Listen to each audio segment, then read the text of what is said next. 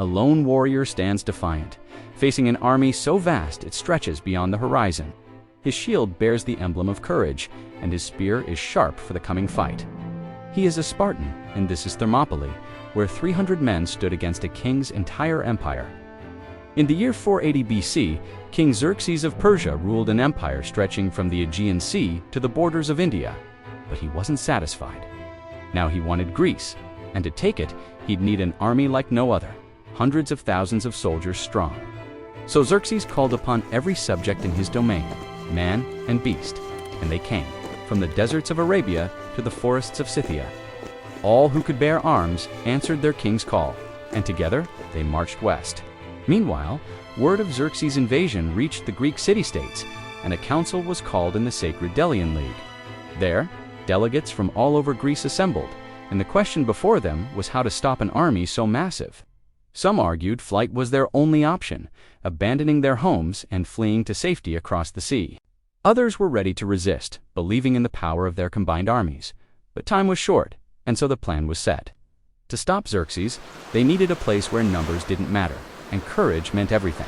And so a small force of elite Greek warriors was assembled, numbering no more than 7,000 men.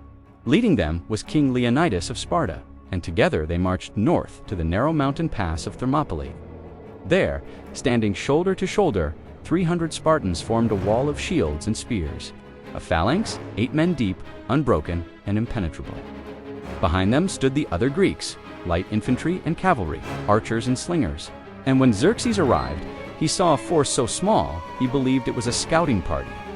Thinking he could take them all prisoner, he ordered his men to advance, and the battle began. Wave after wave, the Persians surged forward, but none could break through the Spartan phalanx. All who dared challenge Leonidas and his men died on the field, and soon the ground was littered with Persian corpses. But still, they came forward, even as their comrades fell, for what was one man's life against the glory of the Persian king. 2 days they fought like this, with the sun beating down and the air growing thick with the stench of blood and sweat. But still, the Spartans held firm, while the Persians slowly weary. Yet neither side could claim victory. That was until the 3rd day, when the calm before the storm arrived, and not a single Persian soldier moved forward. It seemed the stalemate would continue, but Leonidas knew better. He had studied his enemy and seen their strength. They simply needed time to regroup and come back stronger. And when they did, he and his men would be ready. So camp was made beside the road, and the soldiers rested. But as night fell and the fires burned low, a lone figure approached. It was a Greek Ephialtes, and he carried news that would change everything. You see, Ephialtes wasn't just any Greek. He was a traitor, and the path he showed Xerxes around the pass was no accident. In fact, he'd been paid by the Persians to betray the Greeks and lead them to a hidden path behind the mountain wall. And now, as dawn broke over Thermopylae, Leonidas knew his army was about to be surrounded. Dismissing most of the Greek forces, he allowed them to retreat and escape through the mountains. But he himself stayed behind, along with 300 Spartans, plus a few hundred Thespians and Thebans who chose to stay and fight all told. There were maybe 7,000 Persians surrounding the pass, and the outnumbered Greeks knew they couldn't win. But they also knew they couldn't lose. For Greece, for freedom, for Sparta, they fought with every ounce of strength they had. But even still, they were too few in number, and one by one they fell. Some say Leonidas was killed by an arrow through his eye.